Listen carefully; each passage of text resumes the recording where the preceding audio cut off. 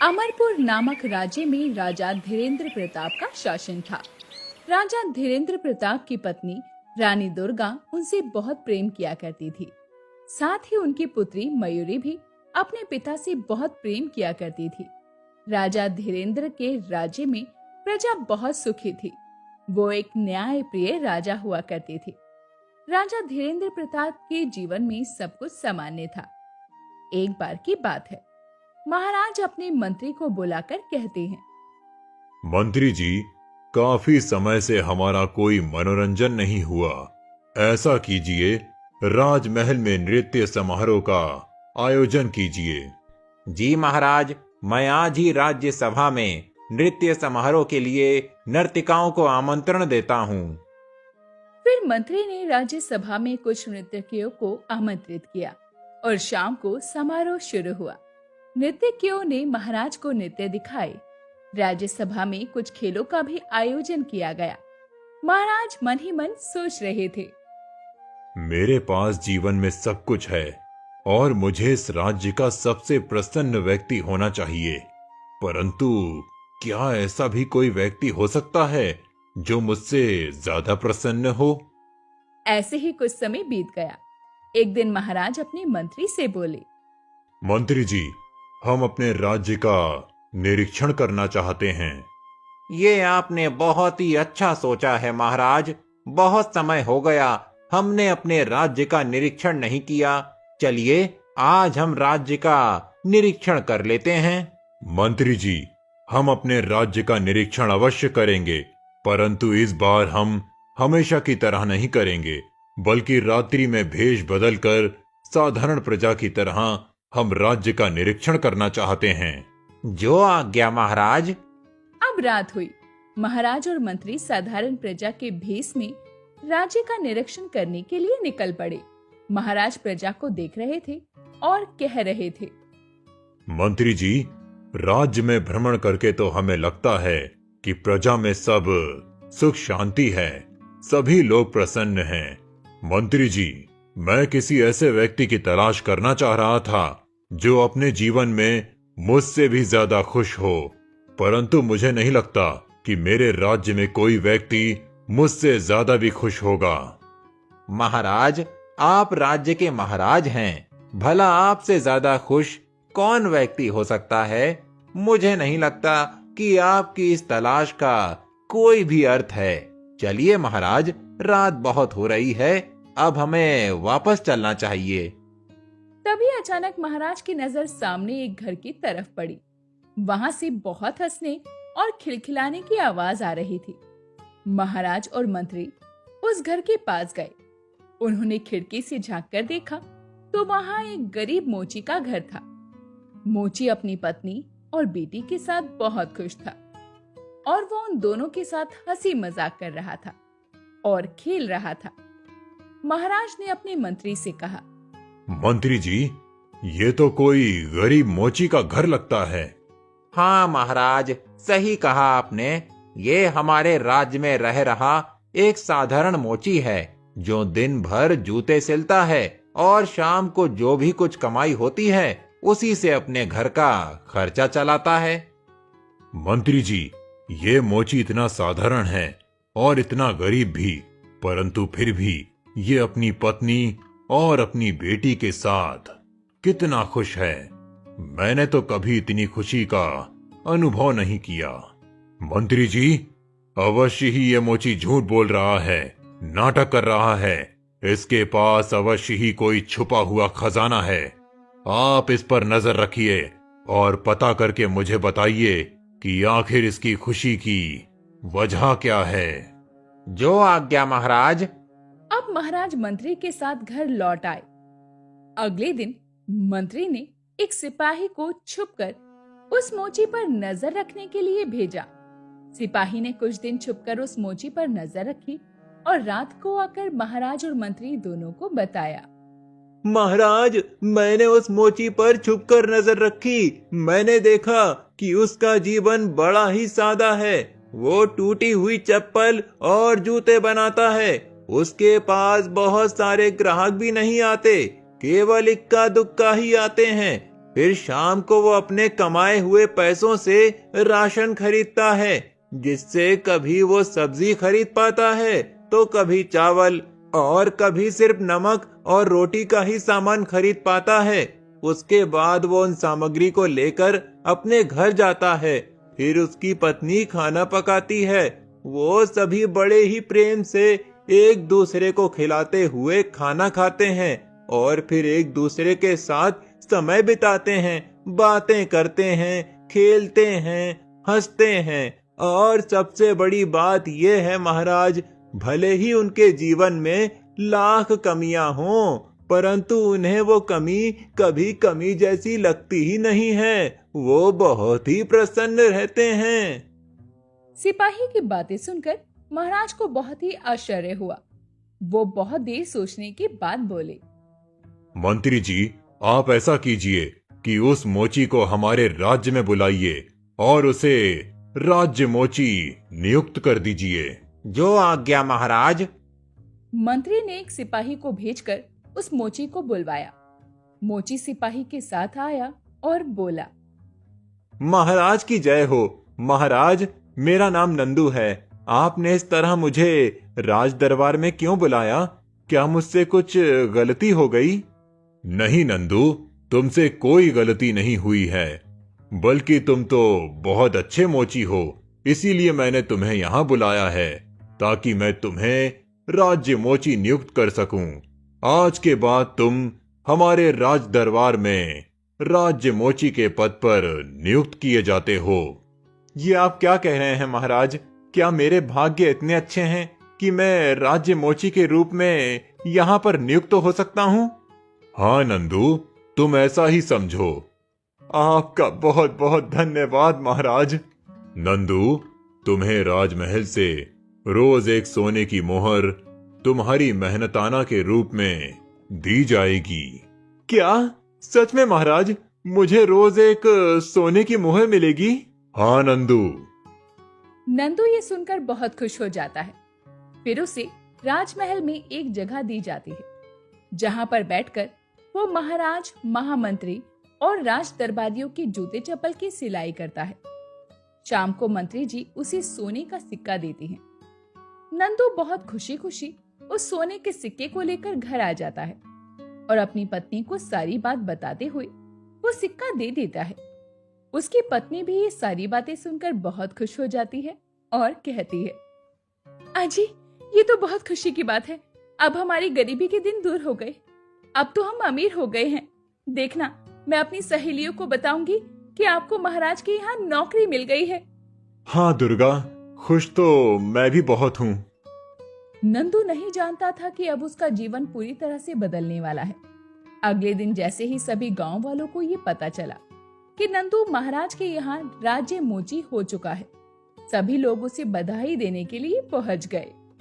अरे नंदू, मैंने सुना है तेरी महाराज के यहाँ नौकरी लग गई है। अरे भीमा, अब नंदू भैया को नंदू मत बोलो, अब ये राजकीय मोची हो गए हैं। सभी गांव वाले नंदू की तारीफ कर रहे थे और नंदू ये सुनकर बहुत खुश हो रहा था। अब नंदू राजमहल जाता है। वो दिन भर राजमहल में काम करता है और शाम को सोने का सिक्का लेकर घर आ जाता है। अभी कुछ दिन बीते थे। एक दिन की बात है, नंदू राजमहल की तरफ जा रहा था। तभी रास्ते में उसे उसका दोस्त शंभू मिला और बोला, नंदू, अरे ओ नंदू, कहाँ जा रहा है तू? जरा रुक तो सही। अरे मेरी माता जी की चप्पल टूट गई है, जरा इसे सिलता जा। नंदू ने शंभू की बात सुनकर बहुत गुस्सा किया और वो बोला, शंभू, मुझसे तमीज से बात कर। अब मैं वो पुराना नंदू नहीं रहा। अब मैं राजकीय मोची हो गया हूँ और हाँ, मैं केवल राजमहल के लोगों के लिए ही जूते चप्पल सिलता हूँ, किसी और के लिए नहीं, समझा? अब ये काम यहाँ तू किसी और से करवा। ऐसा कहकर नंदू वहाँ से चला गया। तब शंभू अपने आप से बोला, अरे ये नंदू को क्या हो गया? इतना घमंड कैसे आ गया? लगता है ये सब कुछ राजमहल में काम करने के कारण हुआ है। ऐसे ही समय बीत रहा था। अब नंदू दिन प्रतिदिन घमंडी होता जा रहा था। वो गांव वालों से ठीक तरह से बात भी नहीं करता था। वो दिन भर राजमहल में काम करता और शाम को सोने का सिक्का लेकर घर आता। एक दिन नंदू की पत्नी उससे बोली, मैं पिछले कई दिनों से देख रही हूँ आप कुछ ज्यादा ही व्यस्त हो रहे हैं। राजमहल से आते हैं और खाना खाकर सो जाते हैं, हमसे अच्छी तरह बात भी नहीं करते। आज हमारी बिटिया भी कह रही थी कि आप उससे भी ठीक तरह से बात नहीं करते हैं। तुम्हें क्या लगता है मैं राजमहल में जाकर बैठा रहता हूँ? बहुत सारे काम होते हैं मुझे। मेरे पास इतना समय नहीं है कि मैं तुम लोगों के साथ खेलूं और हंसी मजाक करता रहूं। अब मेरा दिमाग मत खाओ और मुझे आराम करने दो। ऐसा कहकर नंदू अपने कमरे में चला जाता है। तभी नंदू की बेटी मयूरी अपनी माँ से कहती है, माँ क्या हो गया पिताजी को? वो जब से राजमहल जाने लगे हैं बदल गए हैं। गांव वाले भी मुझसे कह रहे थे कि अब पिताजी किसी से अच्छी तरह बात नहीं करते। यदि उन्हें कोई जूते चप्पल सिलने के लिए कहता है तो वो चिढ़ जाते हैं। लेकिन माँ ये तो पिताजी का काम है और पहले तो वो ऐसा नहीं करते थे, फिर अब वो ऐसा क्यों करते हैं? बेटा तेरे पिताजी को सोने की मोहरों का लालच आ गया है और महाराज के यहाँ काम करने का घमंड भी आ गया है, इसलिए वो इतने बदल गए हैं। पर उन्हें नहीं पता कि इन सब में सच्चा सुख नहीं है। सच्चा सुख तो केवल अपनों के साथ मिलता है। तो माँ फिर पिताजी को ये कैसे समझ आएगा? हम उन्हें समझाते क्यों नहीं? नहीं बेटा तेरे पिताजी ऐसे नहीं समझेंगे। अब उन्हें केवल वक्त ही समझा सकता है, हम में से कोई नहीं। ऐसे ही कुछ दिन बीत जाते हैं। एक दिन की बात है, नंदू की पत्नी नंदू से बोलती है, अजी मैं आपको बताना भूल गई थी। बिटिया के लिए कुछ नए कपड़े खरीदने थे और मेरे लिए भी कुछ चीजें खरीदनी थी, इसीलिए मैंने कुछ सोने की मोहरें निकाल ली थी और कुछ सामान ले आई थी। अपनी पत्नी के मुंह से ये बात सुनकर नंदू बहुत गुस्सा हो गया और बोला, तुम्हारी हिम्मत कैसे हुई मुझसे बिना पूछे पैसे निकालने की? तुम्हें पता भी है कि पैसे कमाने में कितनी मेहनत लगती है। तुम मुझसे पूछना भूल गई थी तो अगले दिन का इंतजार कर लेती। तुमने मुझसे बिना पूछे पैसे क्यों निकाले? नंदू की बात सुनकर दुर्गा को बहुत ठेस पहुंची और वो बोली, आज से पहले तो आपने कभी भी अपने पैसे खर्च करने के लिए मुझे मना नहीं किया और आप मुझसे ऐसी बातें कर रहे हैं। आखिर हो क्या गया है आपको? आप राजमहल में काम ले या कहीं और, आप रहेंगे तो मेरी पति ही ना। इसी बात को लेकर नंदू और दुर्गा की बहुत बहस होती है। अंत में नंदू कहता है, यदि तुम्हें अपना आत्मसम्मान इतना ही प्यारा है तो निकल जाओ मेरे घर से और मेरे पैसों के बिना जीवन जीकर देखो। तुम्हें पता चलेगा कि जीवन कितना कठिन है। यदि आप यही चाहते हैं तो ठीक है, मैं अभी चली जाती हूँ। दुर्गा अपनी बेटी को लेकर अपने मायके चली जाती है। कुछ दिन बीत जाते हैं। अब नंदू उदास रहने लगता है और किसी से भी ठीक तरह से बात नहीं करता, ना ही ठीक तरह से अपना काम करता है। एक दिन की बात है, कुछ दरबारी ने मंत्री जी से शिकायत की,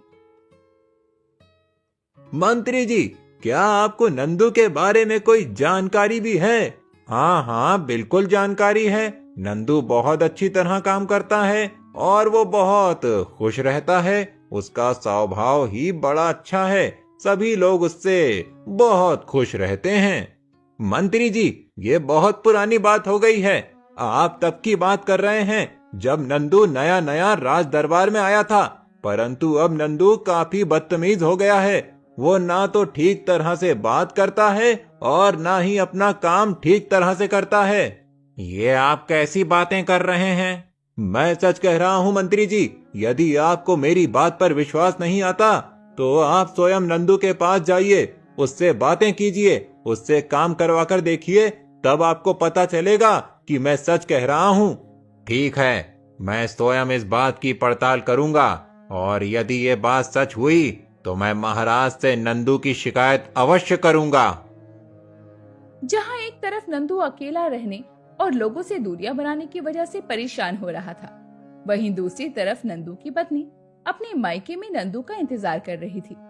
एक दिन नंदू की बेटी मयूरी अपनी माँ से बोली, माँ आपने तो कहा था कि पिताजी हमें लेने आएंगे, लेकिन वो तो हमें लेने आए ही नहीं। माँ ऐसा तो नहीं पिताजी हमें भूल गए और वो अपने राज दरबारी वाले जीवन से बहुत खुश हैं और हमें लेने कभी नहीं आएंगे? नहीं बेटा, ऐसा कभी नहीं हो सकता। इंसान अकेला कभी खुश नहीं रह सकता, चाहे उसके पास कितना भी धन हो। आज नहीं तो कल तुम्हारे पिताजी को हमारी कमी का एहसास जरूर होगा और वो हमें लेने जरूर आएंगे। माँ, कितना खुशहाल जीवन था हमारा। पिताजी हमारे साथ कितनी बातें करते थे, हंसते थे, खेलते थे।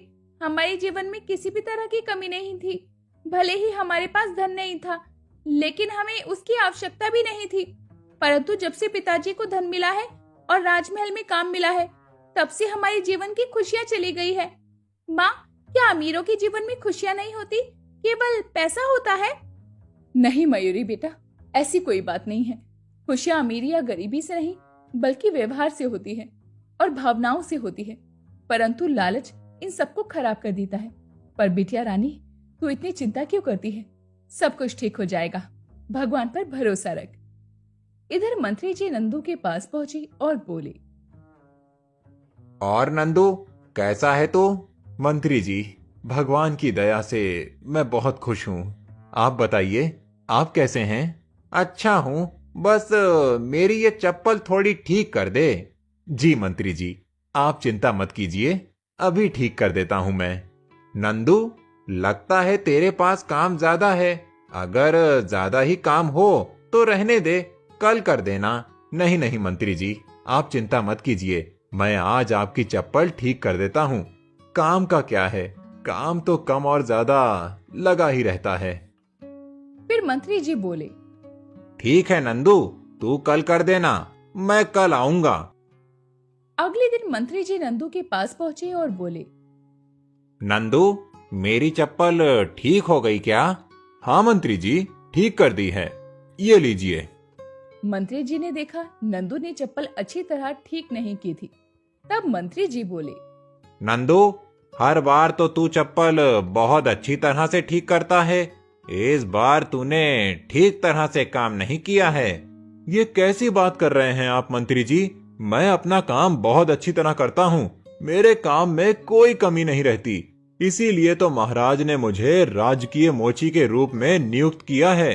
आपकी गलतफहमी है, काम तो मेरा अच्छा ही है। अच्छा अच्छा ठीक है, तेरा काम अच्छा होगा, लेकिन मुझे कमी लग रही है, तू इसे दोबारा सही कर दे। माफ कीजिए मंत्री जी, लेकिन मेरे पास बहुत सारा कार्य है, मैंने अपनी तरफ से सही कर दी है, मैं दोबारा इसे सही नहीं कर पाऊंगा। मंत्री जी समझ जाते हैं कि दरबारियों की शिकायत गलत नहीं थी।